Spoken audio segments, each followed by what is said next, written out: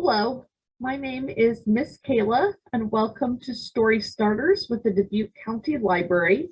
Today, the book I've got with me is called How to Become a Planet by Nicole Melleby. So I'll read the first couple chapters and you can settle in at home.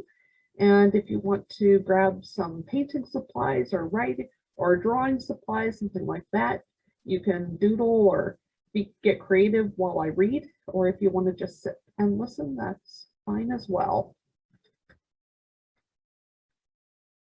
How to become a planet. Criterion number 1. A planet must orbit the sun. Chapter 1. Pluto was on the phone with the Hayden Planetarium Astronomy Question and Answer Hotline, trying to find out how to create a black hole, when her mom broke down Pluto's bedroom door. Pluto wasn't allowed to lock her door, but that night the rule didn't stop her. She needed to keep everything out, so she could just stop.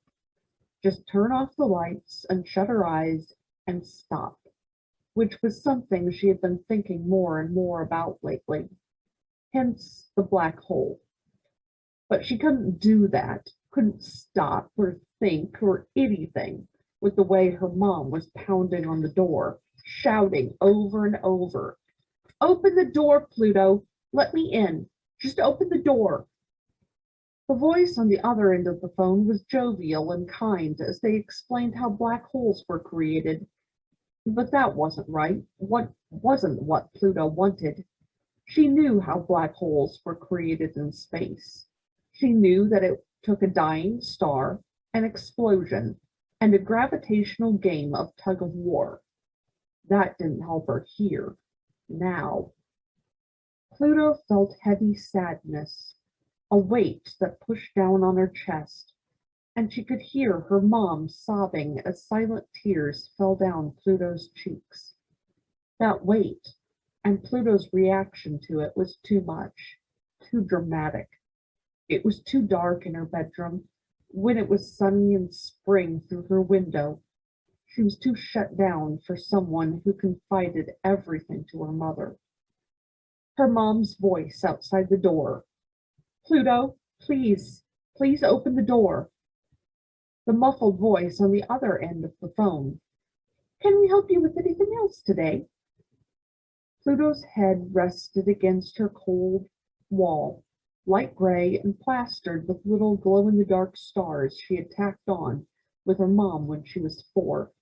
She picked at one with her thumbnail, pulling it off and taking bits of gray paint with it. She couldn't explain what happened next, only that the sadness turned to anger in her chest, and she knew those little stars wouldn't help her. They wouldn't die and explode and suck her into their dense nothingness, and she was mad at them. She was mad at those little stars and at the voice on the other end of the planetarium hotline, and at her mom and at herself, and she needed the stars to come down. She needed them to stop glowing. She dropped the phone and ignored her mom, and she pulled at those stars, one by one, yanking paint off the wall and throwing them away. It still wasn't enough to make everything stop, and she reached for the books on her bookcase, the astronomy ones her mom had bought her every year for her birthday, and she threw them too, reveling in the sound of the hard thumps as they hit the walls and the floor. She reached for her brand new book, too, the one about the Challenger sitting on her desk next to her mom's old computer, the one her dad had sent to try to make her feel happy, which was ridiculous, really. The Challenger was a tragedy, and Pluto had enough of her own sadness lately. She held the book up as high as she could, but before she could launch it across the room, she heard a loud splintering crack, which was just as satisfying, really, like something huge crashing down, down, down. But it was just her wooden door, and then her mom's arms were holding her tight. Chapter 2. When it finally came after 180 long days, the first day of summer break didn't matter to Pluto. The countdown she'd made with Meredith still read 34 days until freedom, because Pluto hadn't been in school in over a month. She hadn't had to worry about end of the year pool parties or endless "have a great summer" or Meredith begging her to just be her friend again. And finally, she didn't need to worry about school calling home, asking where she was, asking when she was coming, making her mom's voice tremble as she spoke into the phone. I don't know. I don't know.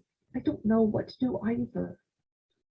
Instead, what Pluto did have to worry about was that her mom was already out of the shower, shuffling around in the bathroom they shared, nearly ready to start the day.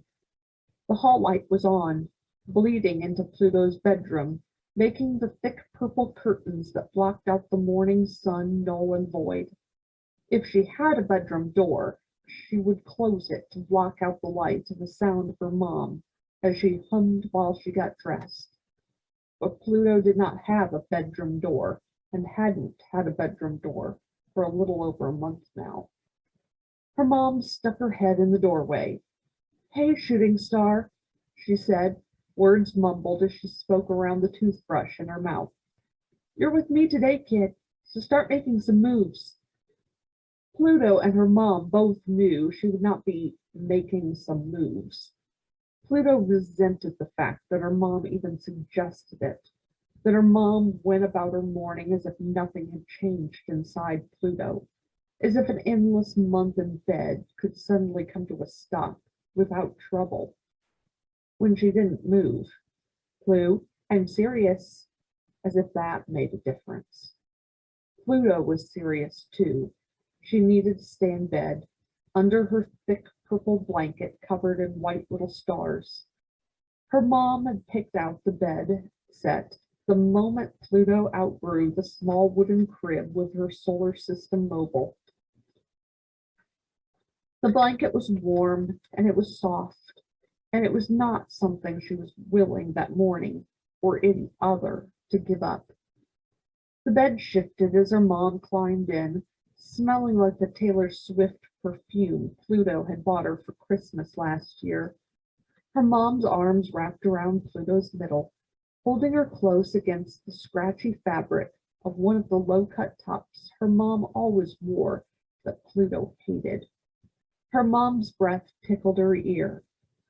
"I don't want to pay for a sitter, Pluto. I want you to come with me." Pluto felt a familiar feeling rise from her stomach up into her throat, one that made her want to scream and cry and argue, if only she weren't so tired. Tears came anyway. 12-year-olds couldn't stay in bed all day on their own, no matter how much they might need to. If she was older, an adult, she would stay in bed and no one could force her to do anything, a fixed planet around which everything else moved while she ignored it. But for now, Pluto was the moon, and her mom was the planet she was forced to orbit. Even if that meant being pulled out of bed, every inch of her silently protesting, while an invisible rubber band that kept her body strapped down was yanked taut as her mom tugged her into sitting. "There's my girl," her mom said, as Pluto blinked at her slowly. Her mom's eyes were gray, like clouds during a rainstorm, and while they were always so gentle when they looked at Pluto, they hadn't wrinkled at the corners with a genuine smile in what felt like forever. That, though, was comforting, because Pluto could not remember the last time she really smiled either. "Get dressed," her mom said simply, as if she wasn't asking her to do something that required a Herculean effort on Pluto's part. "I'll go make something to eat. It's the first day of summer, Plu. It's time to start having fun again." She left Pluto alone to fight the urge to curl into herself and sleep. Standing hurt, looking over at the Challenger book still placed on her desk with a ripped spine hurt. She picked it up, and the cover and first handful of pages slid away from the rest. Even broken, it was heavy in her hand, which was heavy on her arm, which was heavy on her shoulder. Gravity, it seemed, was extra hard on Pluto. In fairness, gravity had been harder on the Challenger. The shuttle had fallen from the sky before it was even close to orbit. It all happened so quickly, the smoke and the explosion and the destruction. Pluto often wondered about what that moment had been like, the one after everything was okay, but before everything was not okay, where the Challenger and the 7 lives on it were somewhere in between. Not okay, but not okay. Pluto called the Hayden Planetarium Astronomy Question and Answer Hotline to ask, once. After a brief moment of absolute silence, the voice on the other end of the phone quickly launched into a detailed account of all the mechanics of why the Challenger didn't have a successful takeoff, which didn't answer Pluto's question at all. She placed the broken book back on her desk and reached for her phone instead, the one she got for her 10th birthday, just for emergencies, but mostly used to download podcasts and, at the time, text back and forth with Meredith. There was a notification that one of her favorite astronomy podcasts had a new episode about meteoroids, comets, and asteroids waiting to download. Pluto knew a lot about meteoroids, comets, and asteroids already. She knew that when objects speed into Earth's atmosphere, the heat produces a streak of light from the trail of particles they leave in their wake. She looked over at her bedroom wall, at the little white specks left in the gray paint from where she yanked off the plastic stars one by one a month ago, hearing her favorite podcast narrator in her head. Just like an asteroid, Pluto Jean Timony leaves a trail of her own destruction in her wake. Pluto, her mom called, don't forget your meds. The little orange bottle sat right on top of her desk, next to the broken book. Take one with food. Take 1/2 in the morning. Take one as needed. Depression and anxiety. 2 words. One brand new diagnosis.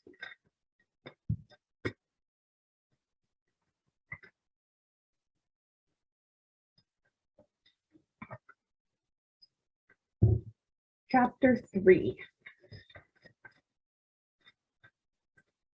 The bell above the pizzeria door jingled as they stepped inside.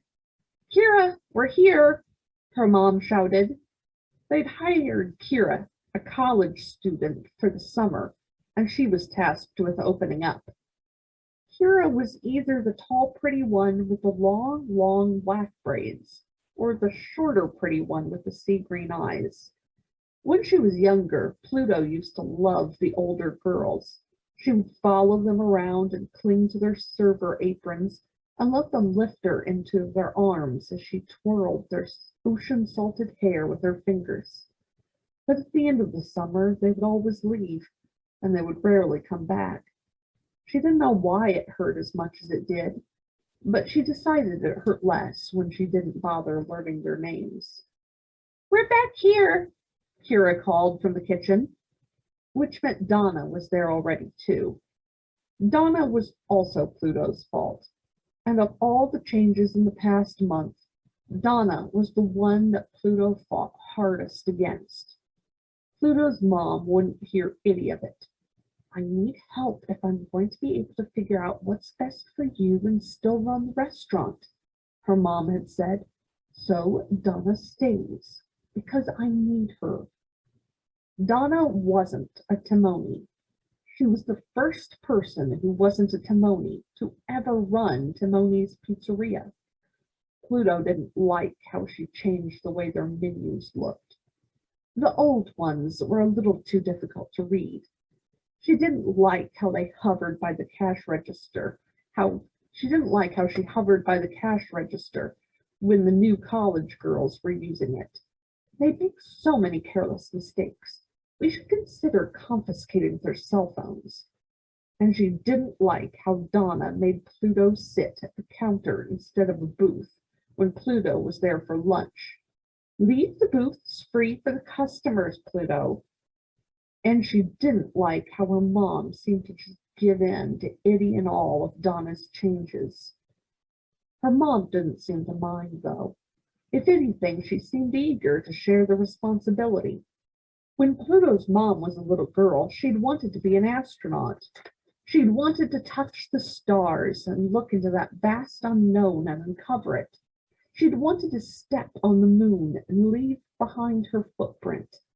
Space offered an endless array of possibilities, and Pluto's mom wanted the chance to explore every single one. Instead, she ran a little pizzeria on the Kingsburg boardwalk. Pluto's great-grandfather had bought the New Jersey hole-in-the-wall that would become Timone's Pizzeria in 1956. When he died, he left it to his oldest son, Pluto's Poppy, and when Poppy died when Pluto was 5, he left it to his only daughter. Pluto figured Poppy thought he was doing her mom a favor, like his dad had done for him. Pluto's mom practically grew up in that pizzeria. Was taught how to count using the money in the register, learned fractions from the pies themselves. But Pluto knew her mom still had dreams of NASA, even if her talking about going back to school happened less and less, and hardly at all anymore. Pluto didn't remember much about Poppy. She remembered he smelled like oregano and oil, just like her mom, and that they both had the same too many teeth smile. She remembered he always wore a ranger's hat, and how any time she threw a tantrum, of which there were many, he picked her up with his large hands under her armpits and set her in the penalty box, which was any isolated corner. She remembered how he used to tell her, when she was small enough for him to lift onto the counter next to the register, that her grandma sometimes had tantrums she couldn't control too. Did she have to sit in the penalty box? Pluto had asked. Poppy had laughed at that.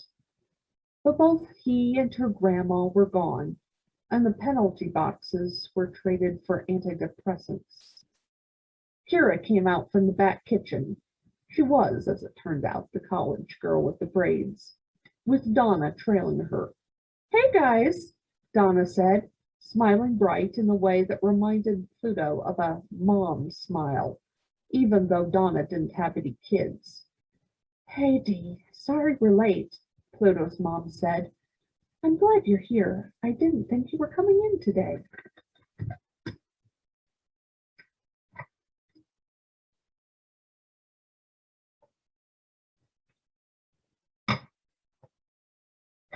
Donna waved off Pluto's mom's concern with the dirty rag in her hand. She was a tall woman with wide hips and thick dark hair and brown eyes. She had moved to the Jersey Shore from Staten Island a year ago and seemed more at place in an Italian pizzeria than Pluto and her mom, with their blonde hair, bleached in her mom's case, and light eyes, regardless of their heritage, ever did. "I forgot I scheduled an early delivery someone had to sign for. I didn't want to make you rush in," Donna said. "You didn't have to do that. We'd have gotten here." Donna looked doubtful. Pluto was doubtful. "It was really no problem. But you want to come help me bring in the crates so I can head out and Kira can get the table set?" Donna asked, motioning towards the kitchen where the deliveries were brought in from the back door. Pluto's mom placed a hand on Pluto's head, playing with the semi-greasy strands of her ponytail. Pluto hadn't taken a real shower in a few days. I've got I've got your workbooks in my bag, if you want to start looking at those. Thinking about those workbooks made Pluto's stomach hurt, made her want to curl into a ball into the dark and disappear. There were 34 days of school Pluto had not attended. There were more than 34 phone calls made home. There were 2 home visits, 3 different doctor's notes, and endless arguments between Pluto's parents. But a deal had been made, so Pluto wouldn't have to repeat the 7th grade come September, and her mom would no longer be in trouble. That deal involved a tutor throughout the summer, workbooks and lessons, and a whole lot of studying Pluto did not want to do, could not do, would not do. Full stop. Just thinking about it made her feel sleepy and weighed down and made her chest tight, too tight. Oh, Anna, before I forget, Donna said as Pluto's mom began pulling the stack of workbooks out of her large shoulder bag, and Kira pulled the cleaning supplies out from under the front counter to start wiping down tables. Julie next door said they're doing one of those wine and paint nights at the pavilion. She and Barb were going to try to get all the business owners together to go. I figured we could schedule a couple of our better girls for a few hours that night so we could join them. Pluto's mom's smile was tight. Yeah, maybe. We could use a night to ourselves, Donna said. She was looking at Pluto when Pluto glanced up at her. Pluto's mom didn't drink, and she wasn't exactly the wine and paint night kind of person anyway. She was the attend Comic-Con or binge watch Star Trek on Netflix kind of person. She was the kind of person who'd meet Pluto's dad at a Renaissance fair upstate. Pluto's dad loved role play and games. He still met with his Dungeons and Dragons group every Saturday, which was why he usually couldn't take Pluto for entire weekends. And Pluto's mom had gone dressed up as a member of Star Trek's Starfleet who got lost traveling through time. Donna was wrong if she thought Pluto was the reason her mom didn't get enthused by the idea, but Pluto wasn't going to say so. Hey, Pluto's mom said, bumping Pluto with her hip, get a move on with those worksheets, okay? Sit anywhere you want. Her mom said things like that a lot. Get moving, get a move on, move, move, move. Her mom and Donna disappeared into the kitchen, and Pluto slithered into the closest booth, not caring that Donna would probably make her move to the counter. The cushioned seat, red and plastic, and only comfortable because it was familiar, was ripped at the corner, fuzz poking out from its insides. She put her worksheets down on the table, slick from the cleaner Kira had wiped it with. Pluto put in her earbuds, then pulled at the fuzz and scrolled through her phone to find her favorite astronomy podcast. Would bacteria from baked pizza grease survive in outer space? Pluto provided narration to her imaginary podcast. The Hayden Planetarium Astronomy Question and Answer Hotline, when she'd called them, didn't have an answer to her pizza grease question. Instead, they told her all about the microbes that thrived on the space station. NASA says the International Space Station is covered in bacteria. So why don't we send up a slice of Timones to test this grease theory? Pluto pulled her earbuds out again, suddenly uninterested in listening to an actual podcast, and ran her finger over the slick table before wiping the wet disinfectant residue from her hand onto the cushion. The cushions were made of fuzz. The pizzas were made of dough, sauce, and cheese. Above them and around them, the universe was made of stars and rocks and galaxies. Her mom always wanted to know what was beyond those stars and suns and rocks and galaxies, and Pluto did too. Only lately, Pluto just wanted to know what was beyond the skin and blood and bones, and what was inside the brain that made her. She just wanted to know what made her want to stop when everyone else seemed so eager to keep moving. The Hayden Planetarium Astronomy Question and Answer Hotline probably couldn't answer that for her either. The bell above the door jingled. It was still pretty early, so Pluto assumed another college student, or Martin, their cook, was arriving to work.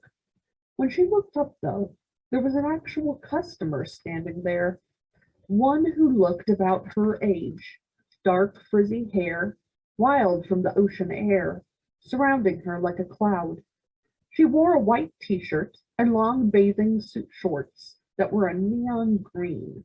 Pluto thought she might get a headache if she stared too long. She met Pluto's gaze with ice blue eyes that were just as bright as those shorts. When she saw Pluto, she lifted her hand in a small wave. Pluto quickly looked away, searching for Kira, who had disappeared from the main room, probably to help Pluto's mom and Donna with the deliveries. Luckily, Pluto's mom appeared from the kitchen and said, "Hey, sweetheart, I'll be right with you," before disappearing again. And then, just as quickly as she had gone, she popped back out again. "Actually, Plu, can you help her out, please?" Pluto's eyes were wide and pleading. She looked over at her mom, whose eyes echoed Pluto's desperation. The hope that shone in them made Pluto want to scream and cry and beg her mom to leave her be, especially when the point of hiring Donna in the first place was for moments like these, where her mom couldn't be in two places at once. Still, Pluto nodded, and with a relieved smile, her mom disappeared behind the kitchen door once again. Pluto slowly slid out of her booth and approached the register, and the customer in her bright neon shorts followed. Pluto kept her eyes down and picked up a pen and pad to take her order. She dropped the pen, and it rolled right near her feet, but that still felt too far away to pick it back up again. Pluto looked around for a new one as she waited for Neon Shorts to speak. When she didn't say anything, Pluto looked up. Neon Shorts was staring right back at Pluto. "Are you ready?" she asked. "I just wanted to make sure you were ready. I wasn't sure." Pluto averted her gaze again and slowly nodded. "I just need a large plain pizza." A large plain pizza was its own button on the register.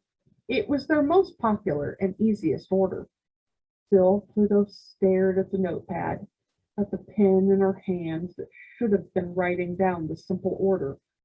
At the very least, she should be punching the button at the register to ring Neon Shorts up, so Pluto could take her money and make her leave and get the entire thing over with. "Are you okay?" Neon Shorts asked, and Pluto recognized the tone in her voice. It was the same one Meredith used when she started changing her mind about wanting to hang out, when Meredith was slowly realizing things were different with her best friend. "I mean, you just seem, I just need the one pizza." Pluto wanted to tell this neon shorts wearing kid that she didn't mean to make things awkward, just like she wanted to tell Meredith she didn't mean to stop being her best friend. She wished everyone could understand that she just wanted to be in bed, that she didn't want to talk to people, didn't want to be there helping her mom, and that every part of her body ached in a way she couldn't explain every time she had to get a move on. Her body seemed angry, too tired and sad, and was fighting her every step of the way. Sometimes that anger fought its way from Pluto's body into her chest and upper throat, and she couldn't help that either. But none of that had to do with this kid standing in front of her. "Should I wait for your mom?" Neon Shorts asked. "It's okay if you don't want to take my order." "It's okay if you don't know how to take my order." I do know how to take your order. I know how to do all the things, and your shorts hurt my eyes.